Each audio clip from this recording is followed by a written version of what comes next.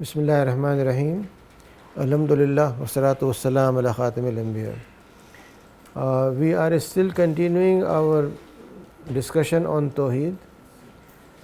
In front of you is a slide that elaborates what's the meaning of accepting Tawhid in totality. We have discussed earlier various dimensions of Tawhid and tried to understand that it is not a narrow doctrinal issue, but it is a matter of total vision of life. And therefore, the Quran very clearly says that Islam means entering Islam in totality. There cannot be a weekender Muslim who on weekend becomes very pious and during weekdays becomes vicious. So Tawheed means iqama of total deen, realization of deen in its totality, which covers every aspect of life. Among those, one area which is very important relates with economy, trade and business. In that respect, this Quranic ayah, which came in context of Jummah, the day of Jummah, it gives us a very clear idea about how Allah subhanahu wa ta'ala wants us to integrate our so-called economic or worldly activities with remembrance of Allah subhanahu wa ta'ala. The ayah begins by saying that when the call for prayer is made, then you should hasten and rush towards masjid. And then it says, you are rushing towards masjid to do what? To do zikr of Allah subhanahu wa ta'ala. And then it says, when it is finished, the prayer is over, then you should go back to your business. But don't leave Allah's zikr in masjid. You need to carry that with you. Rather, increase Allah's zikr when you are doing trade and business. Which means the concept that mosque or temple is a place where you remember Allah, call Him with His beautiful names. But when you are in a business city, then follow the norms created by capitalist or socialist economy. So the ayah makes it very clear that you are going to do zikr of Allah in the masjid. Now you have to do zikr of Allah in the marketplace and increase that further. It's not enough what you did in the masjid to keep you on a straight path. Here the Quran gives the message of no polarity between zikr and worldly activity. In our mind, for centuries we have a line drawn. People who are belonging to Allah, they are near to Allah. They are saints, they are pious. People who are close to dunya, they are people of worldly matters. The Quran does not accept this divide. And this ayah particularly tells us very clearly that this day of Jummah is not for a celebration of Allah subhanahu wa ta'ala in masjid, but you have to celebrate Allah's zikr while you are busy in your laboratory, while you are doing your economic transactions, doing farming and so on and so forth. At the same time, Tawheed has an implication in economy, and that means there cannot be any economic exploitation. You cannot involve yourself in an economy where interest is the basis of trade and business. And if it is done, then the Quran says, be aware that you are having a battle, a war with Allah subhanahu wa ta'ala. Whether it is bank interest or interest mentioned in a contract between when you are doing trade or whatever is the situation, interest is totally prohibited, and this ayah tells us that it is a declaration of war against Allah and the Prophet. And then it wants to inculcate ethical economic practices.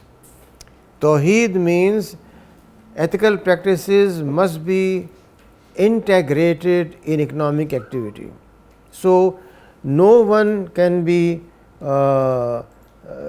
selfish in enjoying wealth of the other person.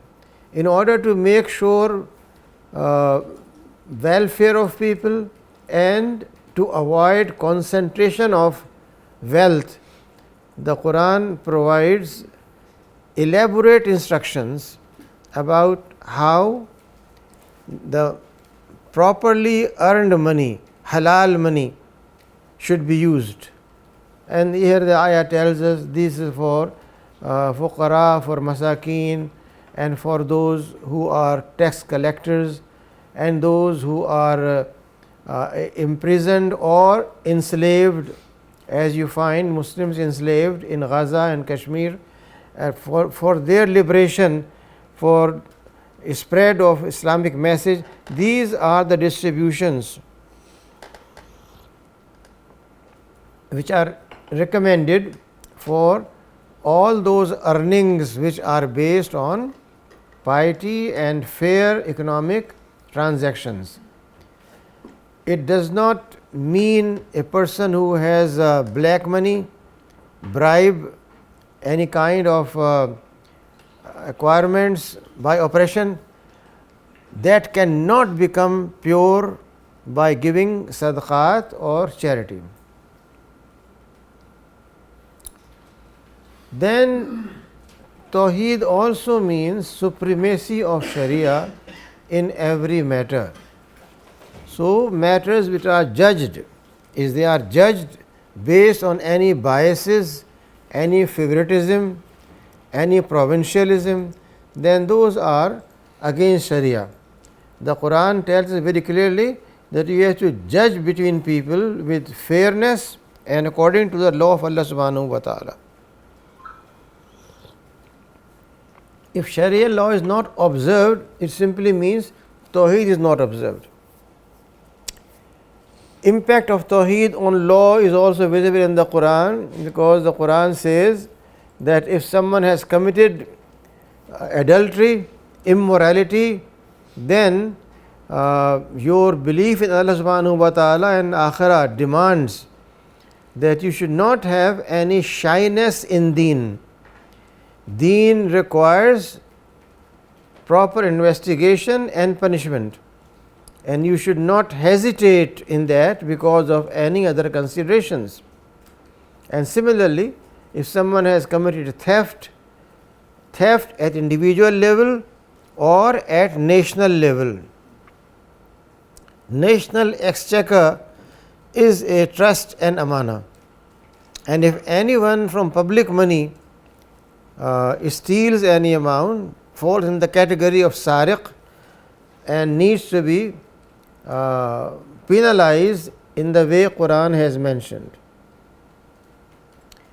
It brings a behavioral change, and that becomes a key performance indicator of Tawheed or Iman. So, the beginning of Surah Al-Mu'minun tells us who are the believers. Believers are those who make their prayers with humbleness, who avoid unnecessary chat and exchange of jokes and wasting of their time on their mobile, who observe zakah and strictly guard their chastity, except with their wives with whom they are legally married, And at the same time, they have to continue doing good to the people who are in need. These are the persons who fulfill their promises. They are the persons for whom Allah subhanahu wa ta'ala has promised Jannah and reward. The Quran defines amana elsewhere and says, "An tuwaddul amanat ila ahliha." Amana is responsibility given to anyone. If someone is given responsibility to give a Jummah khutbah and he gives a lecture on chemistry without mentioning name of Allah subhanahu wa ta'ala, it is breach of amana. If someone has authority as financier and he steals money from there, it's against amana. If someone is sitting in a meeting and listens to some talk about X person and carries that to X person, it is against amana, because that discussion belongs to that meeting, not to public gathering. Therefore, amana is not confined to one single area. It is not just monetary honesty and fairness, but it is amana in everything. A person wants to make dress and it's more than enough to have 5 meters or 4 meters of cloth to make it, but he makes extravagant use of clothing, it's against amana. Or less use of that. You need to cover your body with 4 meters, you take only half a meter and expose your body, against amana. Amana is not confined to monetary matters, but every single thing. If we claim that we are Muslims, then the behavior should prove we are Muslims, or else we are not Amin. So amana is not confined to one single area like Tawhid. Every single Quranic terminology has extended meaning and can be pondered upon for hours and hours if we only want to understand that. The concept of Tawhid in Quran also leads to behavioral change in terms of sabr and qana'ah. Those who are believers in Tawhid, they can never feel depressed or complaintful or frustrated. If they believe in Allah subhanahu wa ta'ala, then whatever He has put them in a situation is His favor, not anger, and therefore they should not complain about that. And if they want to make any complaint, that should be to Allah subhanahu wa ta'ala alone. So sabr, sidq and qana'ah, these are the behavioral patterns or attitudes that develop as a consequence of Tawhid. It leads to a comprehensive behavior pattern which the Quran defines as Allah consciousness or taqwa. Taqwa means no associationism with Allah subhanahu wa ta'ala. It means sacrifice of their resources, sadaqat and khairat, which is not only in the form of money, but ilm, knowledge is sadaqah. If you are conveying true knowledge, then you are doing a sadaqah and getting reward for it. So Allah consciousness, taqwa, is a natural outcome of the understanding of तौहीद. मार्फत इलाही का जो मफ़हूम हमारे यहाँ लिया जाता है वो उससे बड़ा मुख्तलिफ है जो कुरान कहता है. The Quran tells us that ma'rifah of Allah subhanahu wa ta'ala is not by way of leaving the world, not by way of sitting in a cave or in a mountain for 7 years, but Allah's relationship is when His rights are observed and rights of people are observed. A person who has withdrawn from society is violating rights of his nafs, rights of his family, rights of society, claiming that he is going to polish his heart as a reflector and will get messages from all over the world in that heart. And by violating all these hukuk, is he becoming near to Allah subhanahu wa ta'ala. Therefore, our concept of those who are near to Allah is completely opposite to what the Quran wants. The Quran wants a person to be near to Allah by prayer which is full of khashiyah, which you find in the Quran mentioned in Surah Al-Mu'minun, alladhina hum fi salatihim khashi'un. And then also tells us that there should be people who are acting on zakat, لِزَكَاةِ فَاعِلُونَ, not just talking about it, but implementing it.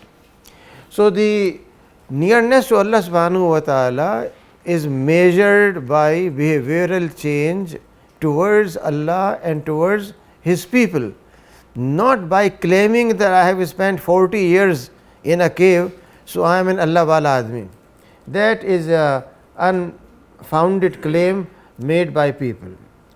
So the behavioral change is summarized here in Surah Al-Furqan. The Sufism is a phenomena which exists in all world religions, not only in Islam. The word used is mysticism, not Sufism, but mysticism for all those, and they have their own justification. They think that their spiritual exercises make them near to Allah. The Quran says your presence in masjid is more important than sitting in a cave. Now, which should be preferred? Which should be our practice? If Muslims have only reason and logic, they can avoid many unnecessary things they do, which are unnecessary. We have a separate discussion on this whole concept of mysticism, maybe in the second series of discussions, what's meant by it in world religions and how Islam looks at it. So here you find the Quran telling us that the true servants, ibad of Allah subhanahu wa ta'ala, are those who walk humbly on earth. They don't have a walk with pride, with arrogance, but very humbly and politely. At the same time, they talk very politely. They don't shout or whisper. They have a balanced speech. At the same time, if they confront any people who are not listening to them, then they do not continue unfruitful dialogue, but they withdraw from there by saying peace on them. They always seek Allah's protection from hell. They avoid all kind of immorality. They are always seeking Allah's forgiveness, and they are doing good deeds in order to succeed in life hereafter. So this reference from the Quran tells you about what should be the behavioral behavior of people who believe in Tawhid. So, to conclude, Tawhid refers to unity of the Creator and Sustainer. It implies there is nothing divine except Allah. Nothing divine means there is no divinity in nature, no divinity in any individual. May that be a human being or a rock or a tree or an animal. None of them have any kind of divinity. While, as you mentioned, there is a school of thought in mysticism which believes that Allah subhanahu wa ta'ala reveals himself in certain objects which are the mazhar of Allah subhanahu wa ta'ala's beauty and strength and knowledge and what not. The Quran says no one can share in that except Allah subhanahu wa ta'ala. Nature, animate or non-animate world, is dependent and not independent. Very simple words, which means that everything is dependent on Allah subhanahu wa ta'ala and does not have independence. When you make any signals through an electronic process, then you have a source of electric center which allows you to send those signals. It is not without any source. Allah subhanahu wa ta'ala does not need any source. He is beyond any concept of dependence. Therefore, he is totally independent, and Tawhid means seeking independence from our dependencies. We depend on hundreds of things. Tawhid means liberating ourselves from those and putting ourselves only in service of Allah subhanahu wa ta'ala. So Allah subhanahu wa ta'ala is totally other. We cannot conceive of Allah subhanahu wa ta'ala based on our human understanding of anything. Humanly, we understand the person known as father has concern for family, has love for family, works hard for family. So you call the person father who is taking care. And when you talk about God in Christianity or in Judaism, then you find in the scripture God the Father, which means you are assuming Allah subhanahu wa ta'ala on the image of what your mind can think about a human being. Allah subhanahu wa ta'ala is above all these imaginations and concepts. That's what's the meaning of he is totally other. You cannot represent him in any form or shape. Tawhid means Allah is the only sovereign, there is no sovereign. Every single practitioner of law is obliged to stand in the court of law and call the person who was till yesterday like him working as a lawyer, but now he is no more a lawyer, he is a judge. The same person is called my Lord, and without my Lord he cannot begin his sentence. Who is authority? Allah subhanahu wa ta'ala alone. Therefore, our life should reveal, should reflect, do we believe in Tawhid? His sovereignty and authority prevails over all universe. Those who call themselves liberals, modernist, secular, all these terms are based on the concept that God exists, but God has his own domain. His domain is in church, in synagogue and temple. There he can rule, but he has no business with me in parliament. He has no business with me in market, no business with me in home. I am Lord in my home. I do what I want. So, all those concepts which define themselves as liberal, secular or atheistic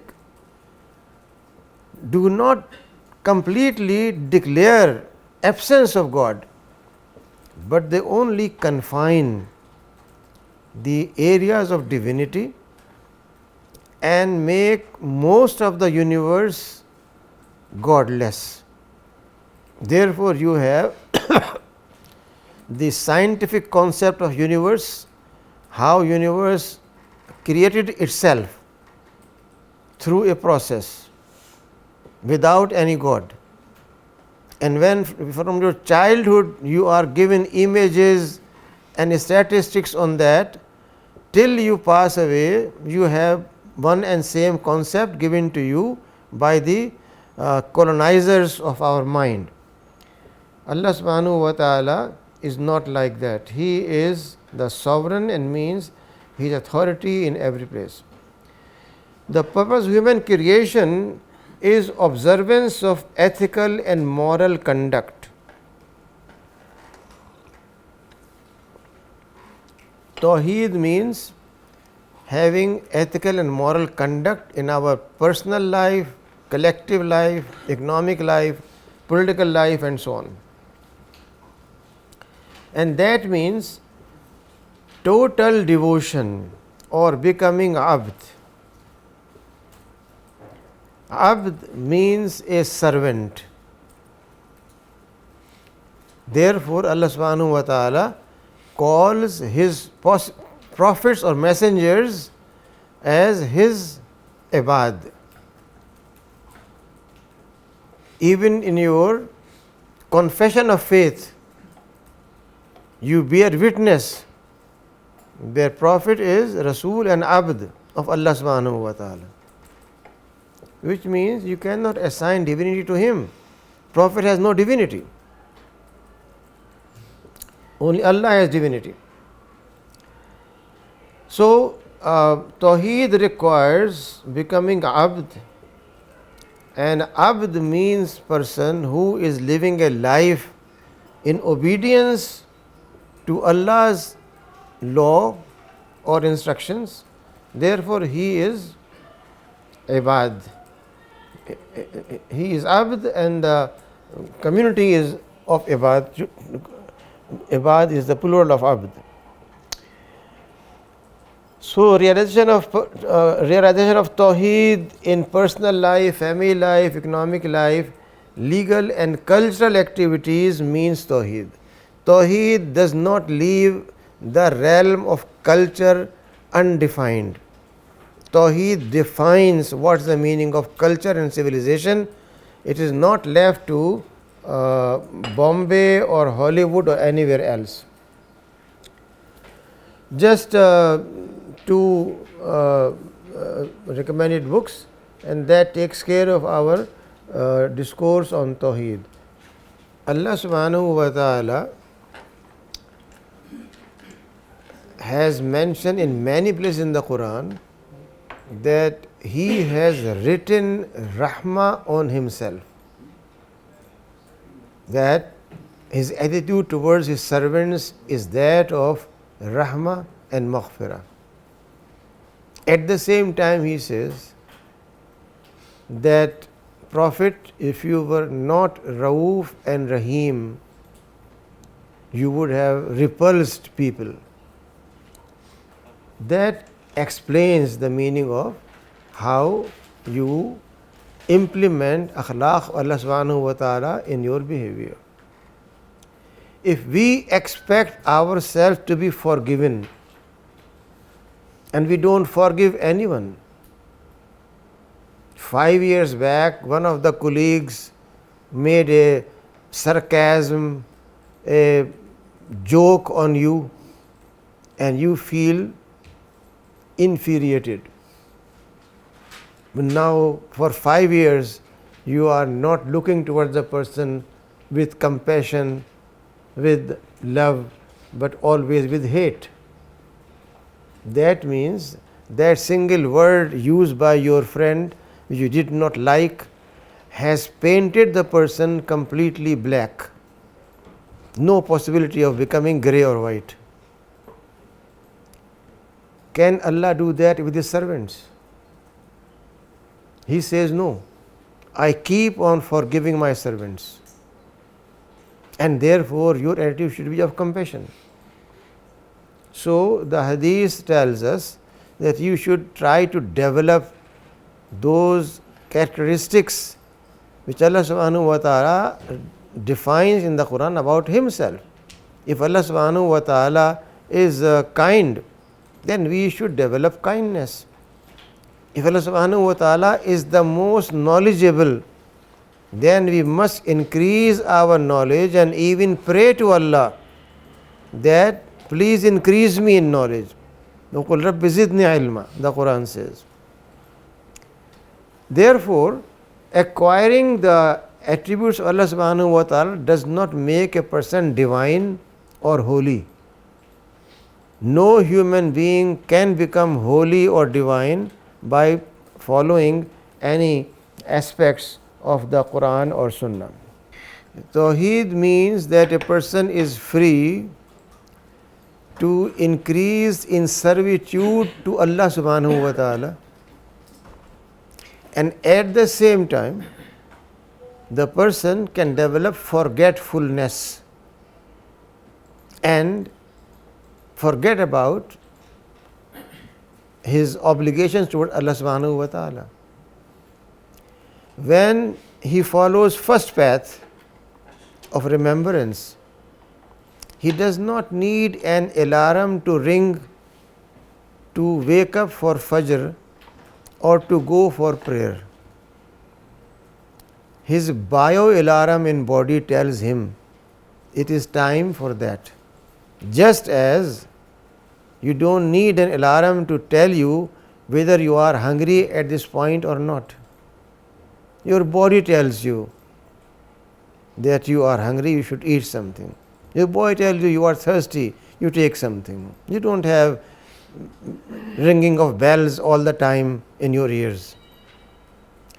Therefore, freedom of individual means that he has freedom to excel in serving Allah subhanahu wa ta'ala, but at the same time, since the Quran has said, وَهَدَيْنَاهُمْ نَجْدَيْنِ, we have shown them two ways, two paths. A path of righteousness, goodness, and the right of forgetfulness. Ethics and morality exist only when you have a chance to do good and bad. Otherwise, no meaning of ethics. Therefore, existence of shaitan is a necessity. If shaitan is not there to tempt you and you are just following everything ethical, then you are compelled to do it. You are not using your choice. Freedom of choice means I have option to take a briefcase full of money and give diploma or degree to a student who has never attended university, or refuse the briefcase full of money and say no, we cannot give degree in return of 5 million rupees. So ethics means you have a choice, and Tawhid means that you make right choice, and right choice means that following only what Allah subhanahu wa ta'ala has provided us in the form of divine guidance. We are starting our next discourse, which is entitled slightly technically Islamic epistemology. The word epistemology is used in philosophical writings to refer to theory of knowledge. So you can write or just keep in mind, when you find epistemology, then it is theory of knowledge, which means what is knowledge and how knowledge comes into existence. We are living in an age of knowledge race. You find information technology, transforming itself every day. Where you used to have huge computers, now you have microstructures without having those big structures. The modern watch that you wear in your hand, in your arm, that can tell you about your heartbeat. It can tell you about how many feet you have walked. It can tell you about what is the climate, is it going to rain or not. It can even receive your telephone calls. All those things are made compact by knowledge which is becoming accessible. So, we are living in an age of knowledge race. Most of nations of the world are striving for realization of knowledge based economies. Universities have become engines of economy. Nevertheless, ever increasing prosperity gap between the poor and the rich and technologically advanced countries is also on an increase.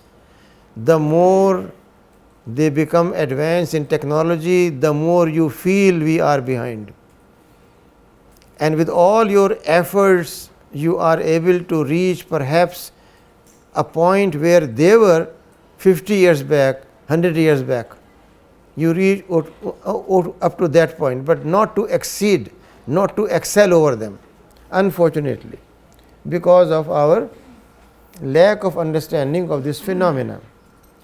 Now, how knowledge is created? Very simple. Data is the basis. Knowledge based economy means that people who are working in economic development should have access to all aspects about the product in which they are dealing. People used to get everything from Japan or China because they heard Japan makes things good and China makes things good. But have they also looked into what's happening in Venezuela, what's happening in Nigeria or somewhere else? Knowledge based economy means you should have on your fingertips full information about from where I can get this material more economically, and then about its durability, its usability, its benefit. What are benefits? If I am paying more, why I am paying more? So, every single thing taken care means knowledge economies. Therefore, it is not a matter of a person who has as entrepreneur established a steel factory, his son inherits that and sits in the chair of chief executive without knowing how steel is made, what temperature is needed for melting, how he can save energy by using burners which are different. Without any kind of knowledge, he becomes entrepreneur, owner of a factory. So, knowledge based economies means when you are dealing with economic issues with having total knowledge of those aspects, and universities which are not providing that holistic knowledge are just commercial universities who are selling degrees but not giving knowledge. So, the story begins with data. Data refers to unorganized and unprocessed facts that are static or a set of discrete facts and about events. Any information about what's happening in Azad Kashmir, what's happening in Gaza, you get from media is data, information. But is it authentic? Is it right? Who is giving it? The words which are used are really reflecting the situation? All those are questions not raised. You have only data. Data leads to information. When data is aggregated, then it becomes information. Information helps you in making decision. If you have no information about your enemy, can you fix any targets and hit them? You have no idea about where your enemy has his war arsenal stored and you want to destroy that. Can you do it? Therefore, information is extremely necessary for knowledge. Knowledge is derived from information in the same way as information is derived from data. Data alone cannot predict trends.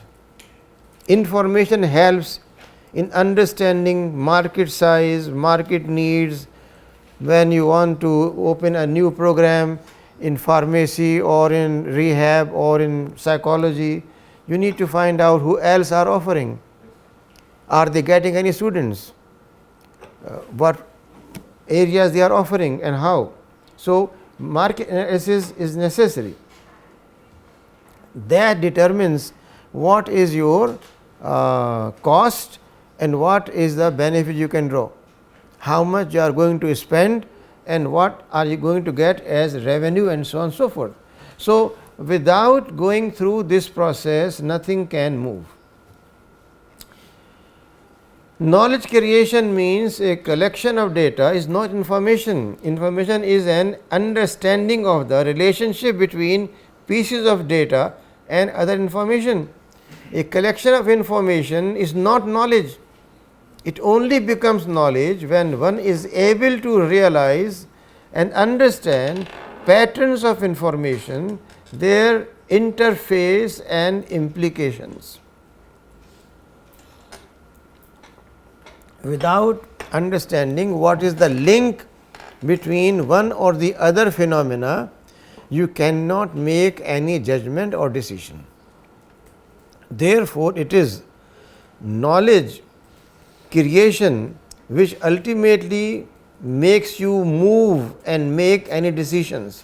یہی وہ مسئلہ ہے جس کو ہم نے ایک اصطلاح سے جو اپسٹیمولوجی کی اصطلاح ہے سمجھنا چاہا تھا، لیکن وہ اصطلاح کافی نہیں ہے سمجھنے کے لیے، جس کے لیے ہم یہ مشق کر رہے ہیں کہ دیکھیں نالج تشریف کہاں سے لاتا ہے. ہم نے یہ بات گزارش کی کہ نالج کا جو وجود ہے وہ محتاج ہے کچھ ایسے حقائق کے جو منتشر حقائق ہیں. ان حقائق کو آپ جب یکجا کرتے ہیں تو پھر وہ انفارمیشن یا معلومات بن جاتی ہے. ان معلومات کی بنیاد پر آپ اپنے ذہن کو تکلیف دیتے ہیں کہ وہ سوچے اور یہ دیکھے کہ ان معلومات کا آپس میں تعلق کیا ہے. ایک جگہ دھماکہ ہوا جبکہ ایک اور مقام پر ایک سال پہلے دھماکہ ہوا تھا. جب یہ دونوں معلومات آپ کے سامنے آئیں تو آپ نے سوچنا شروع کیا یہ دھماکہ کس نے کیا؟ وہی تو نہیں تھا. یہ کیوں سوال ذہن میں آیا؟ That's what is meant by correlationship. What's correlationship? And when you are looking for correlationship, now you are in the process of knowledge. The more you do this search, the more knowledge you get. When you get more knowledge, you will be in a position to make a better judgment. کیا واقعی جو شبہ ہے کہ فلاں دھماکہ کرنے والا وہی تھا، آپ اس کو میں شبہ کی بنا پہ مار ڈالیں، بعد میں معلوم نہیں وہ تو نہیں تھا، کچھ اور تھا. Is that fair? Therefore, knowledge-based decision means when you are able to explore all those possibilities which after being correlated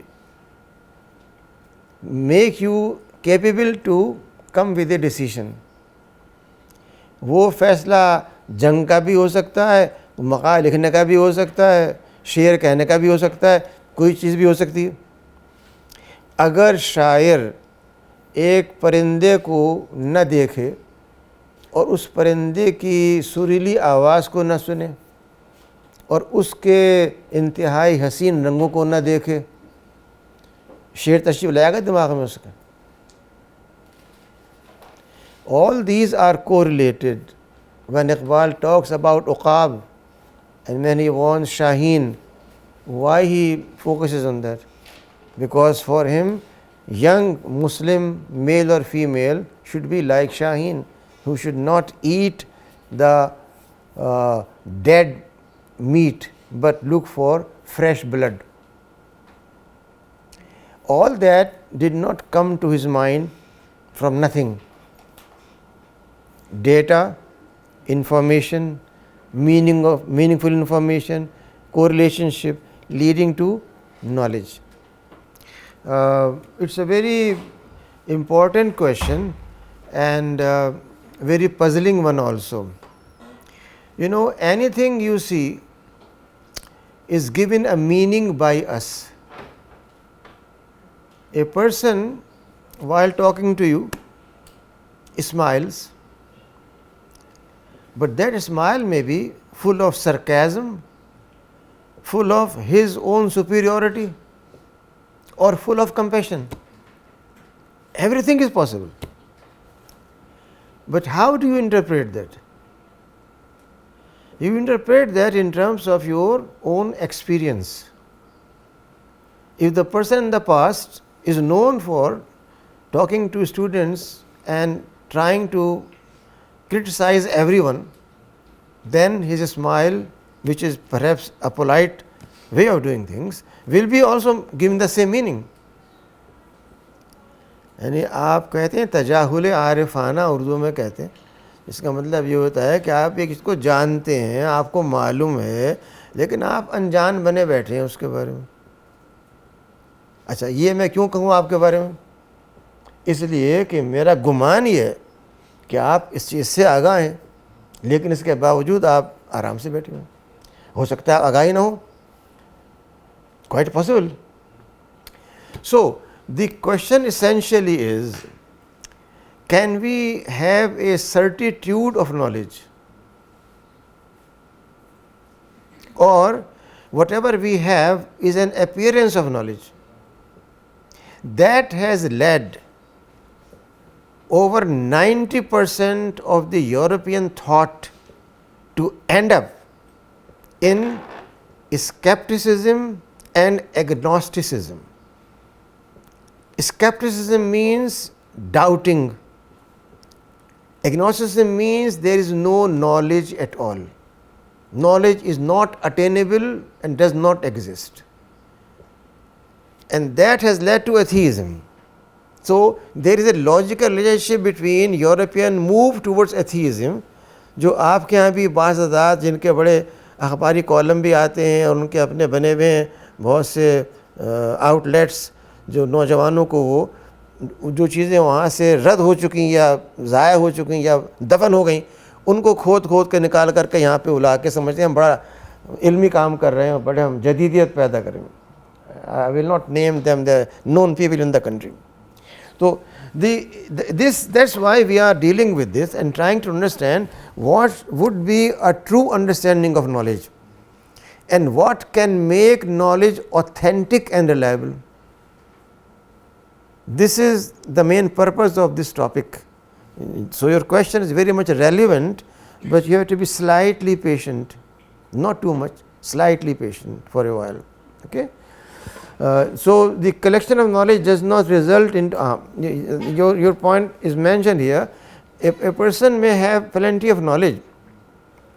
For example, one of you can memorize Britannica. It has two macro and macro Britannica. Micro gives brief, macro gives the whole thing. But you memorize the whole thing. But does that make you wise and tell you how to make this tea? You may have memorized the whole encyclopedia and you may have complete failure in making tea with good flavor. It's something different. It has its own art. So, wisdom does not mean knowing. Wisdom means something more. If I relate that with Buddhism, then the poor Mahavira sat under a tree for 7 years, and after 7 years what he discovered was, number one, life is dukkha, pain. Number two, dukkha can be removed. Number three, it can be removed through an eightfold path. Eightfold path. These three things. What is new in that? Apparently, so simple. You don't need 7 years to find out. But he spent 7 years in trying to find out through process of elimination, is this dukkha, no dukkha, pleasure, enjoyment. And after a long process, when he consumed all possible options, then he came with what he thought. Artistically, his image, while he is doing that, is a person cross-legged under a tree.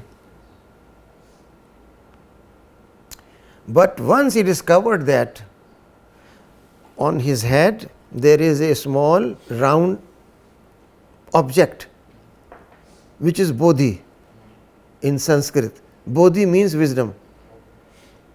So something has grown out of his skull which we cannot see. That's what is known wisdom in Buddhism, or they call it buddhi. So wisdom is not collective knowledge. Wisdom is something more than knowing a thing. It is a complex process of analysis, futurist approach, down to earth approach, but not attached to earth, not attached to one area. When all these aspects are put together, then you develop, and one single word that can convey the meaning is, when you think holistically.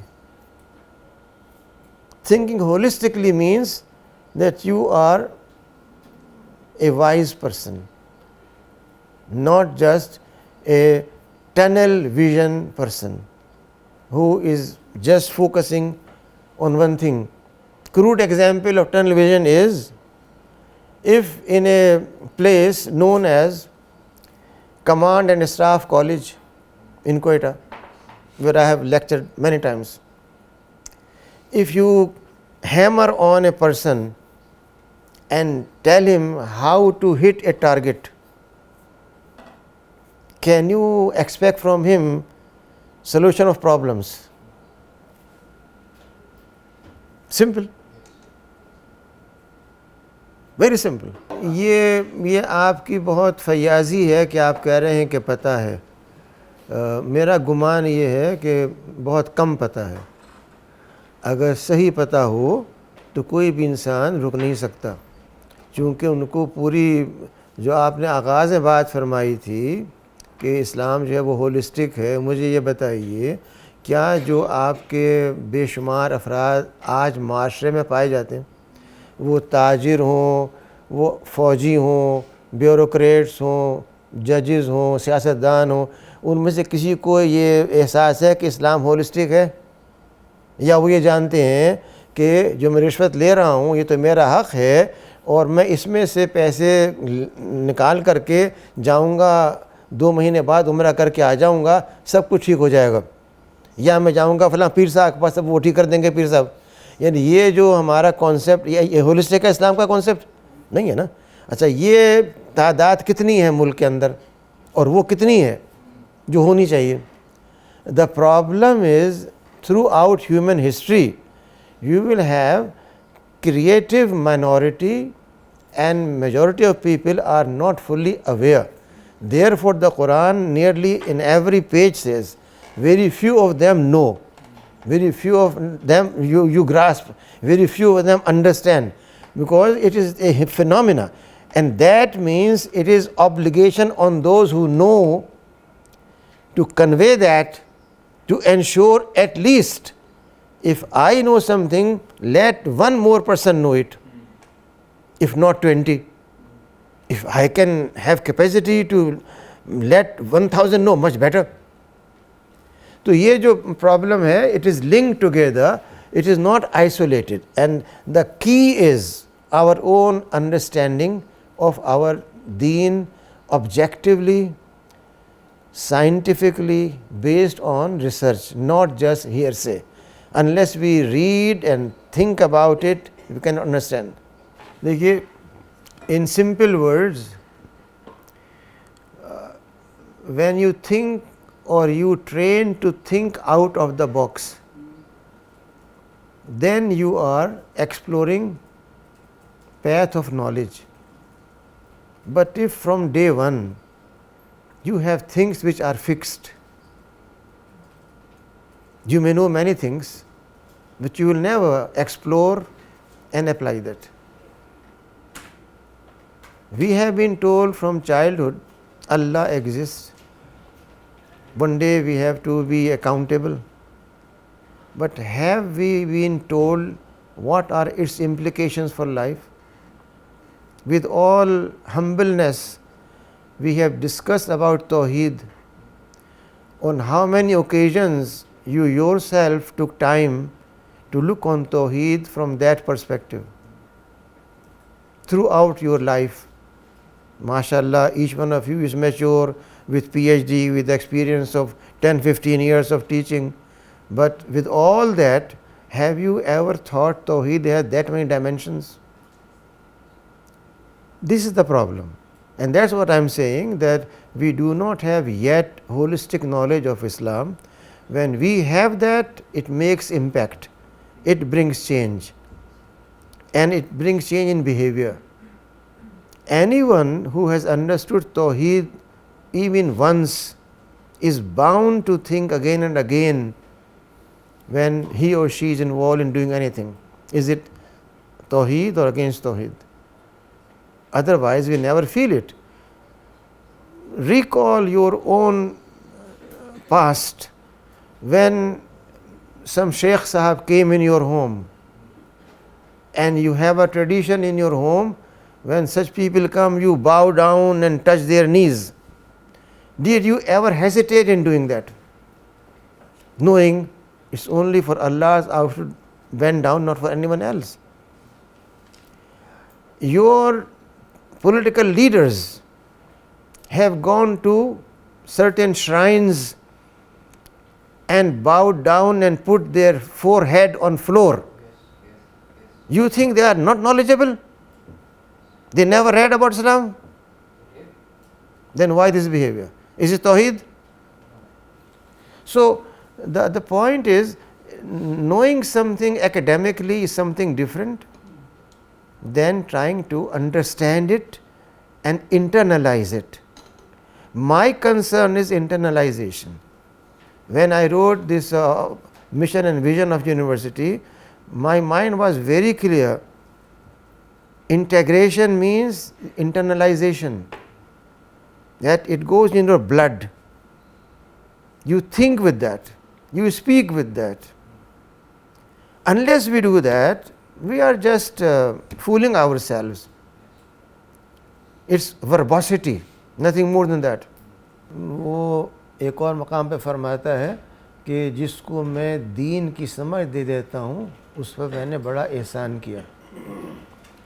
लेकिन ये जो दीन की समझ है ये अचानक ख्वाब में नहीं आ जाती, न किसी को हाथ लगाने से आ जाती है. क्या आपने एक शेख साहब को हाथ लगाया और आपको सब कुछ आ गया?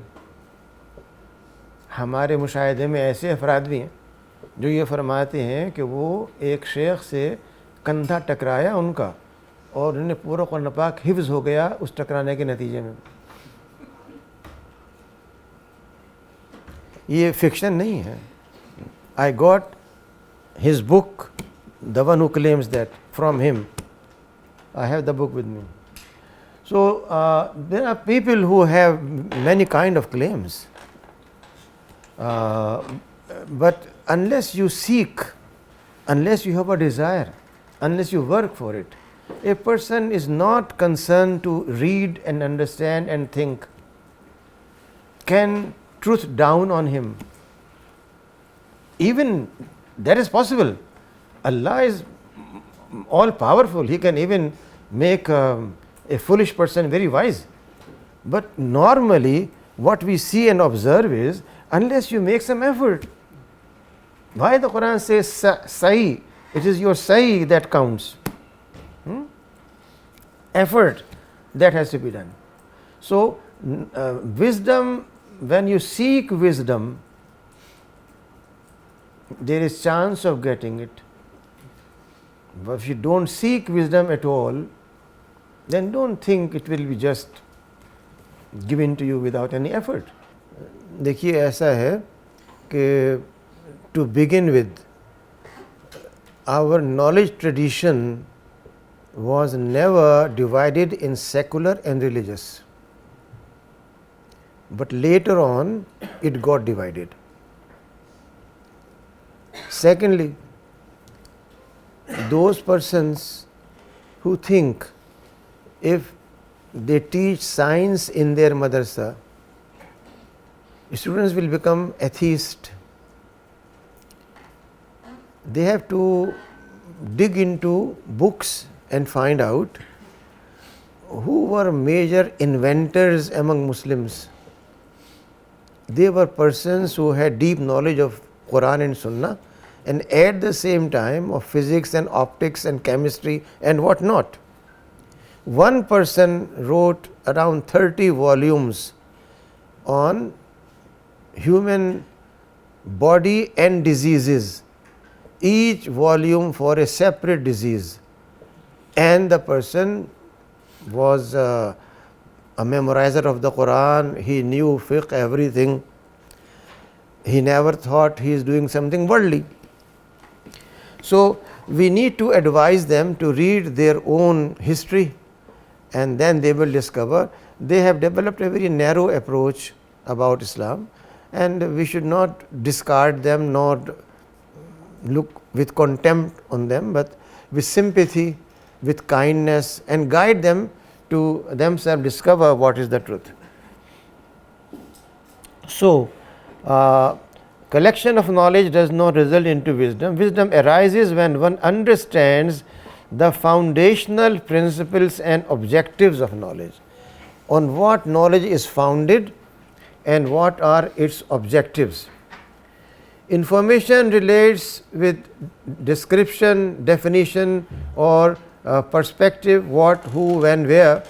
Knowledge comprises of strategy, practice, method, and approach. Wisdom embodies principles, insight, moral, in-depth understanding, and rationale of an action. What is behind an action? What is the reason behind that? This is a simple diagram to summarize what we have discussed till now, how wisdom is supposed to develop. It may or may not develop something different, but that's how it is supposed to do. Then what is the current situation? We call it crisis in knowledge. We are living in an age of crisis in knowledge where we have skepticism, where people think that everything is doubtful unless proven. That is skepticism. The others who think that knowledge itself is not attainable, agnostics. And then we have postmodernists who have given this name to themselves, and they say that only that knowledge which is experienced by them is authentic. That means individual experience of a person is the only dependable source of knowledge, no other source. This is existentialism and postmodernism, both one and same approach. Muslim societies in the post-colonialist period have become mostly consumers of knowledge based on the above schools of thought. So you have some Muslims who became agnostic, some who are skeptic, some who are totally westernized and they observe only what is said by Western scholars. Most of the educational institutions in the Muslim world follow the capitalistic, materialistic model of education.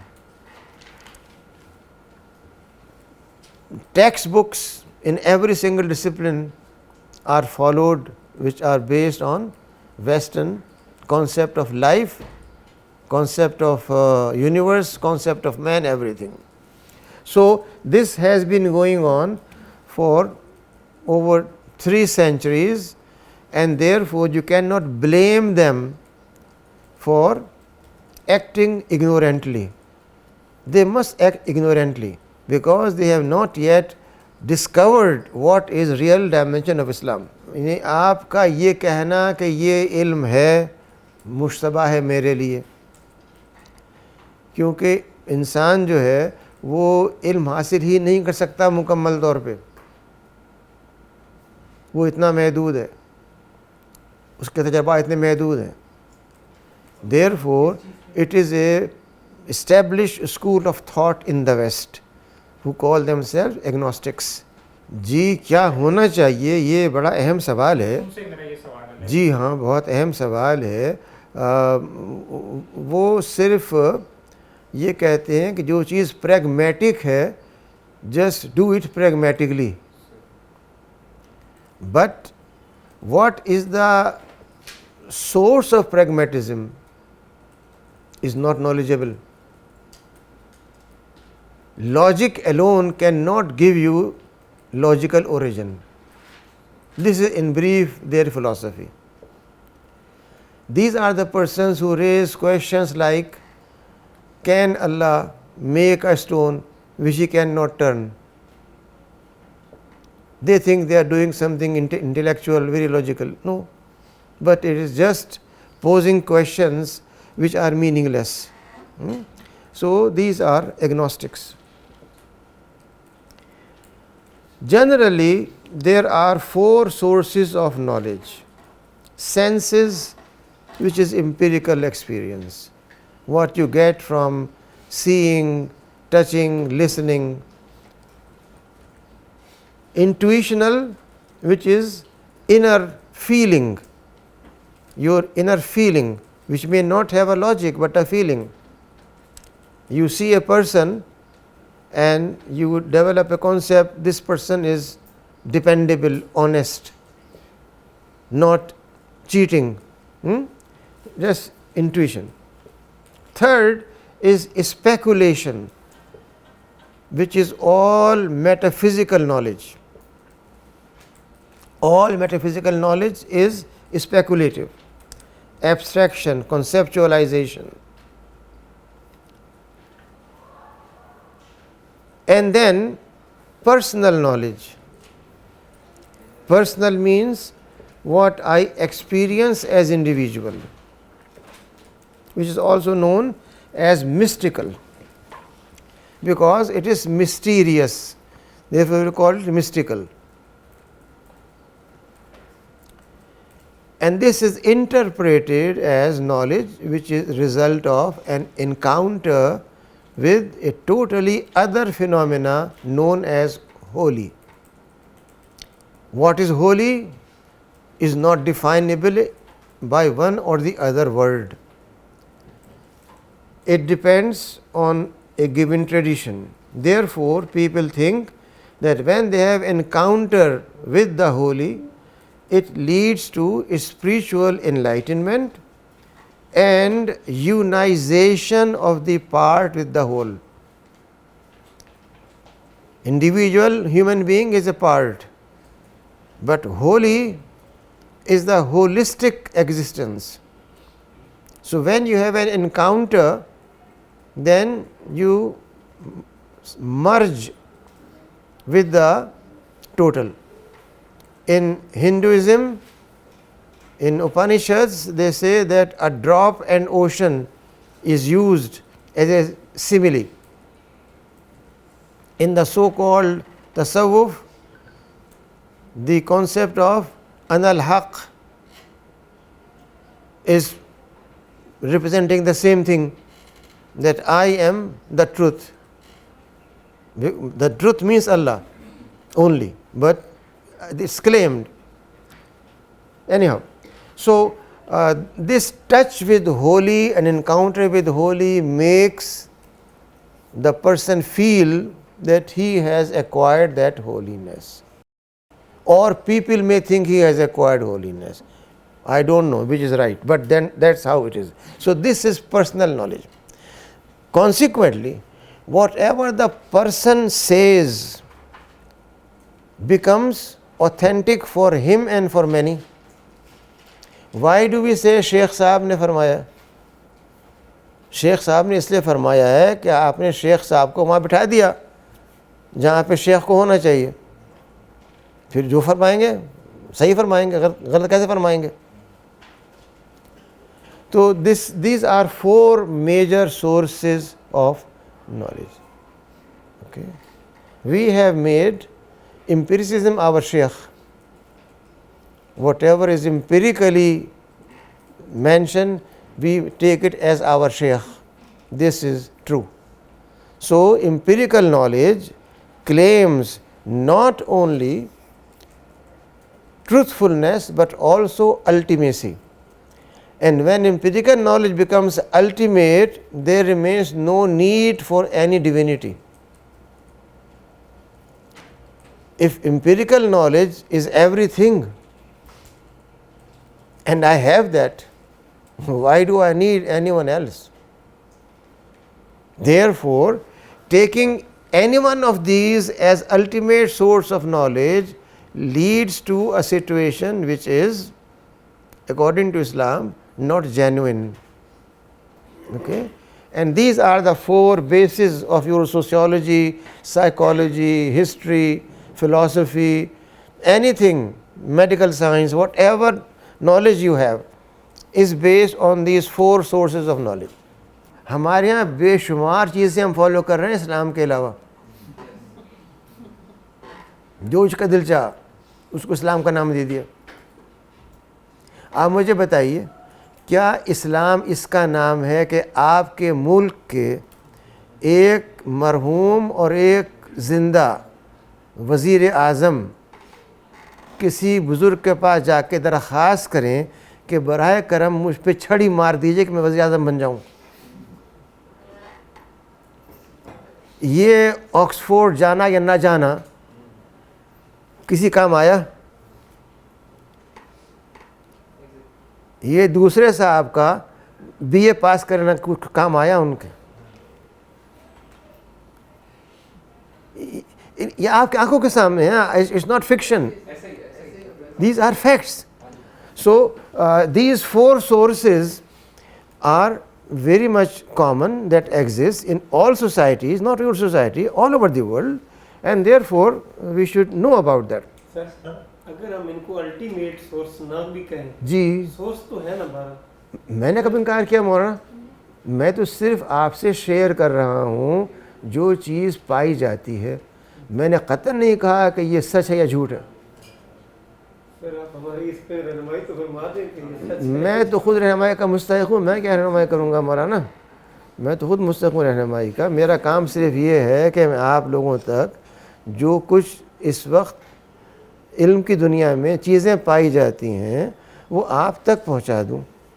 پھر آپ اپنی عقل شریف کا استعمال فرمائیں اور طے کریں کیا بات صحیح ہے.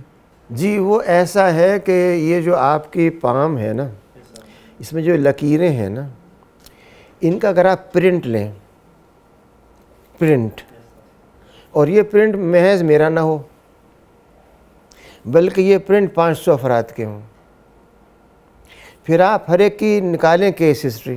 مثال کے طور پہ یہ لکیر جو ہے یہ کہلاتی ہے لائف کی, یہ کہلاتی ہے وزڈم کی, یہ کہلاتی ہے ٹریول کی. یہ وہ کیرو ایک رائٹر ہے, اس کی کتاب ہے چھوٹی سی, اسے پڑھیں گے سب معلوم ہو جائے گا آپ کو. میں نے اسی کو پڑھ کے دیکھا. تو یہ جو چیزیں ہیں یہ اگر آپ جمع کر لیں 500 اور سامنے رکھیں और देखें कि इनमें से ये जो 5 हैं इनमें ये लाइनें इस तरह की हैं और ये पांचों के पांचों जेल गए थे, चोरी की थी। अब आपके पास एक क्लू आ गया ना, तो आप जिसका हाथ देखेंगे आप उस तरह की होगी, हमको ये हो सकता है कि ये चोर बनने वाला हो, ये हो चोर। That again means empirical knowledge, because you are basing it on empirical evidence. Huh? It may not work. इस पे लोग बहुत पैसा खर्च करते हैं, टूरिस्ट सबसे ज़्यादा खर्च करते हैं। जो टूरिस्ट जाते हैं कहीं भी दुनिया में, मैंने खुद देखा है आंखों से उन लोगों को कि वो जो टूरिस्ट स्पॉट्स हैं वहाँ बैठे हुए हैं, कोई साहब बुजुर्ग दुकान लगाए अपनी, कि वो बताएंगे आपको हाल या आपकी तस्वीर बनाएंगे, क्या करेंगे। लोग शौक़ है, लोग करते रहे खर्च। जी देखिए, नब्ज़ आजकल ये देखती है बजाय हाथ रखने के। फ़र्क ये है ना कि आपने इसको कर दिया एम्पावर, और जो यहाँ पे उसको तजर्बा था 25 साल का, उसे आपने दफन कर दिया। ये जो नब्ज़ की आपने बात की है ना, जो लोग नब्बाज होते हैं वो सिर्फ़ आपकी नब्ज़ को ऐसे देख करके बता देंगे आपका बीपी ठीक है या नहीं है, आपकी जो हार्ट बीट है वो उसमें कितनी क़ुव्वत या कमज़ोरी है, आपके जिस्म के अंदर जो आज़ा हैं कौन सा क्या फंक्शन कर रहा है नहीं कर रहा है, because they have gone through a long experience. It is developed, not inherited. It can be, even today there are people who just by pulse can tell you everything. और बहुत से ऐसे हैं कि वो बार बार लगाते हैं बीपी का आला और सही पढ़ भी नहीं पाते। क्या कर सकते हैं आप, हर तरह के इंसान है ना। तो खैर, सो knowledge in pre-Islamic thought is traced to Greek philosophy, and unfortunately not only knowledge but everything that has come to you has an origin in Europe. That's why I am totally against Eurocentric epistemology, and I have been lecturing on that at various forums, calling people to decolonize their mind and their thought. So, classical Greek philosophy considers knowledge as science of information, knowledge, and so on and so forth. We have gone through that, but there are variations and there are shades of views among Greek. Some Greek philosophers think wisdom or Sophia is the highest form of knowledge. Some regard knowledge of the whole as everything with Plato, and Aristotle thinks that it is the principles of what causes things which is the true knowledge, ultimate knowledge.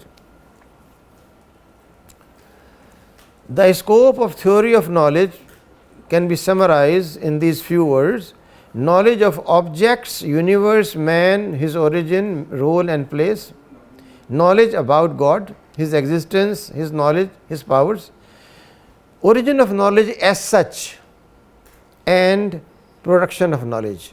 These are 4 areas which are the scope or main concern of theory of knowledge. Let's see just a few persons which are known for their wisdom and knowledge. Several Muslim philosophers influenced by the Greek and Indian thought as well as by Christian theology formulated some ideas which conflict with the Quran and Tawhidic approach.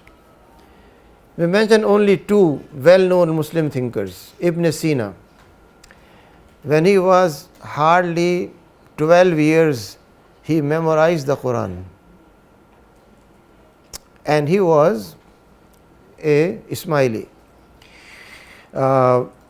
Having studied Quran and everything, he accepts Aristotle's concept of elements of matter and rejected theological maxims, creation out of nothing. He rejects that, but he believes things can only be created out of substances, which is the Aristotelian approach. He also tried to close the gap between revelation and reason by developing intellectual mysticism. In his Isharat, the speculative mystic attains highest degree of knowledge and gains intellectual union with God in intuitive perception. This is what in Christianity is known as gnosis, which cannot be defined by any theologian, but only believed.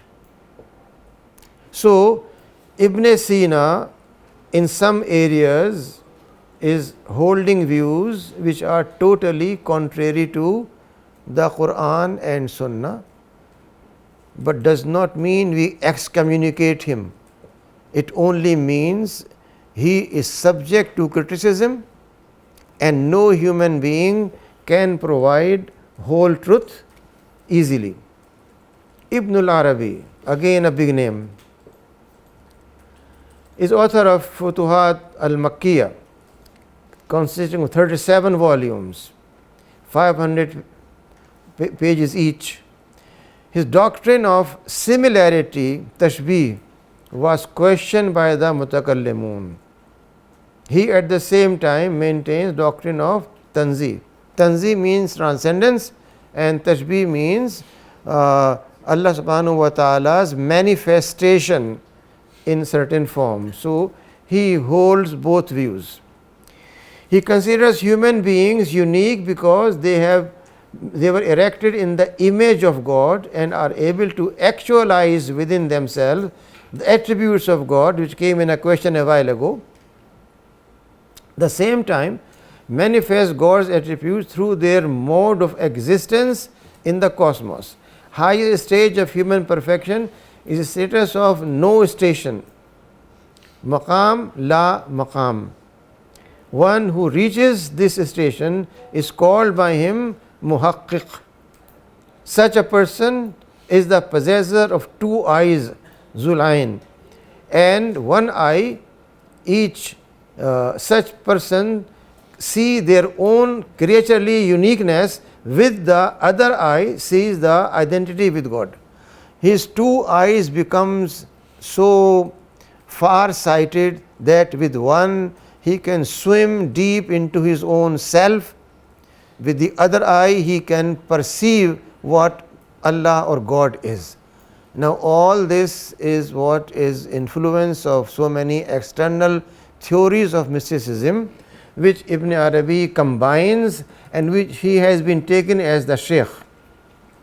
I am just giving two examples, and we will talk more about these when we deal with mysticism.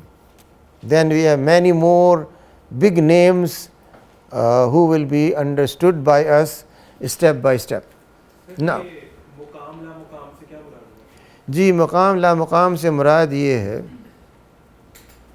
कि मैं इस वक्त आपके सामने बैठा हुआ हूँ बतौर एक फ़िज़िकल बीइंग, लेकिन मैं एक रूहानी मश्क़ के ज़रिए अपने वजूद को यके बाद दीगरे कैंसिल करता हूँ और मैं चंद लम्हात में अपनी समात को ब्लॉक कर लेता हूँ। आप लोग ढोल पीटे मुझे आवाज़ नहीं आती। चंद लम्हात में मैं अपने जिस्म के एहसासात को ऐसा कर लेता हूँ कि आप यहाँ बर्फ़ रख दें या आग रख दें, मुझे तकलीफ़ ना हो। मैं आपके सामने मौजूद हूँ, एक मकाम पे हूँ, लेकिन मैंने लामकाम हासिल कर लिया है। ये वही चीज़ है जो आपके साधु हिंदुज़म के अंदर पेश फरमाते हैं, लोहे की कीलों के ऊपर लेट करके, चल करके, आग पे चल करके, बहुत से करतब करके कि वो उस मकाम तक पहुंच गए हैं जहाँ ना आग, ना चुभना, ना कुछ उन पर असर हो सकता। ये चीज़ें मुश्किल नहीं है। अगर आप में से किसी ने मार्शल आर्ट्स के बारे में पढ़ा है या देखा है, तो आप देखते हैं कि एक शख्स जिसका हाथ आप जैसा है, हड्डियां आपकी तरह की हैं, वो आपके सामने तशरीफ़ लाता है और एक ख़ास किस्म की आवाज़ निकाल करके और हाथ को अकड़ा करके जब मारता है इस मेज़ पे, 2 टुकड़े हो जाते हैं। ज़रा आप भी मार के देखिए, वो जिस मकाम पे आप उस मकाम पे हैं। जिसका मतलब ये है ला मकाम जो है वो एक इस नौयत, ये this is symbolic way of telling you. ला मकाम means that stage which one has reached spiritually. I have given you all examples which are crude examples to illustrate what is not explainable. अगर आप उससे ख़ुद भी पूछें हज़रत ला मकाम से कि फरमाइए इस वक्त क्या हो रहा है, तो he will not be able to give you all details at all, because that detail cannot be in a capsule. That detail cannot be grasped by everyone. It is engulfed in mystery. It is shrouded in curiosity. That's the essence of mysticism. It gives you beautiful words. You enjoy listening to that, but no meaning at all. Meaning means no benefit. Don't take me as anti-mysticism. I'll be sharing with you original texts of mysticism in that discourse when we talk. I have practiced myself mysticism at one point, so I know from within, not only just from books. So it is a very interesting phenomena which really moves people and changes them completely. So now we are coming near the question which was raised, that where is Wahi? Revelation is an objective experience of truth. Again, very simple words. When we say an objective experience of truth, means it is not a subjective experience. Intuition is subjective. Existentialism is subjective. All existentialists claim they are feeling it, but you cannot feel what they are feeling. Therefore, for them truth is subjective. Wahi, first and foremost, is an objective experience. ये जो आप हजरात जो माशाअल्लाह तशरीफ़ रखते हैं, उलमा कराम, मुफ्तियान कराम, जिन्होंने हमारी जामियात से माशाअल्लाह PhD किया है इस्लामियात शरीफ में, वो जिस तरह आपको पढ़ाई गई है वो आपने भुगता है उसको। वहाँ पर जो बात मैं गुजारिश कर रहा हूँ, इसके लिए जो अल्फाज इस्तेमाल होंगे उनमें से हर लफ्ज़ गुंजलक और ऐसा होगा कि आप उससे हिफ्ज़ तो कर लें, लेकिन शायद आप उसको समझा ना सकें। ये हम कहते हैं इल्म का कमाल है। नहीं, अगर आप एक चीज़ को जानते हैं तो आप ये चाहिए कि आप उसको सिंपलेस्ट पॉसिबल अल्फाज में बयान कर दें, वरना आप उस इल्म को नहीं जानते। सीधी सी बात। Words are very simple, but they tell you a lot about what it means. So, it is an objective experience of truth. Secondly, it is a guidance from beyond, not from within. Guidance from beyond. Hidayah min Allah subhanahu wa ta'ala, munazzil min Allah. Thirdly, it is supported by evidence or burhan. Wahi is based on evidence. Wahi is not abstraction. Wahi is a physical phenomena. The Prophet, peace be upon him, is sitting like a normal person, and when he is receiving Wahi, his body, his face, his appearance changes. It is not just he is concentrating mentally and coming up with some ideas. So, it is supported by evidence or burhan. Secondly, revealed knowledge or wahi then consists of holistic, transcendent, objective, universalistic and applied knowledge. Again, very simple words, but they tell you a lot about nature of revelation, and none of these words are shrouded in mystery. These are simple words. So, wahi means it is holistic, it is not particular, it is not limited, but it guides in every single aspect of life. No other knowledge can claim holistic nature. Every knowledge is limited and finite. Geometry and calculations can tell you about certain space and diagrams, cannot tell you about how to make a soup. But the single term halal tells you how to make a soup, how to make a dress, how to make a speech, how to make a drink. Everything is based on one single term, holistic. The Quran answers the question. The Quran says those who question this is the book we sent, and they say this is the book you have written, ask them, this book tells you about what happened to people of Lut and Nuh, which is a history known to you. The book tells you that people of Nuh were presented a message, they mocked at him, laughed at him, insulted him. What was the end? Is it in our mind or history? Is it empirical, non-empirical? What happened with the people of Lut? Drowned and stoned to death. Is it a poetic expression or a matter of fact?